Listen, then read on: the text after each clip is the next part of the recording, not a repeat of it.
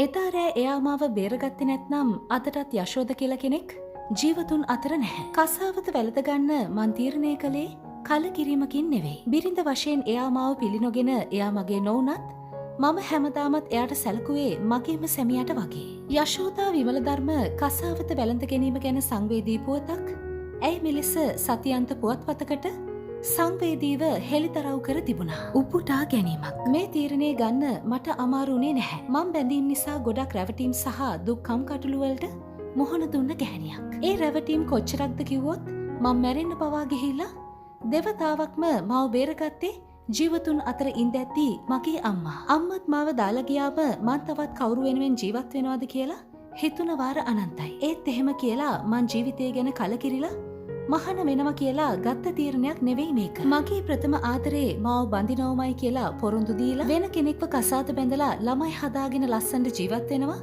මම මගේ ඇස් දෙකෙන්ම දැක්කත් කවදාවත් එයාලට වෛර කළේ නැහැ. මගේ උනේ නැති වුණත් මං හැමදාමත් එයාට ආදරේ කළා. එයාගේ බිරිඳ වෙන්න මං පින් කරලා නැතුව ඇති. අවසනාවන්ත ලෙස එයත් අවුරුදු 2කට කලින් අනතුරකින් ජාතික රෝහලේදී මිය ගියා. මට ඒ වේදනාවත් දරා ගන්න බැරි වුණා. අවසානයේදී මටම තේරුණා සියලුම ආසාවල් අත්හරින එක තමයි එකම සැනසීම කියලා. ගැහැණියක් විදිහට මම මගේ ජීවිතේම පූජා කළේ ආදරේ වෙනුවෙන්.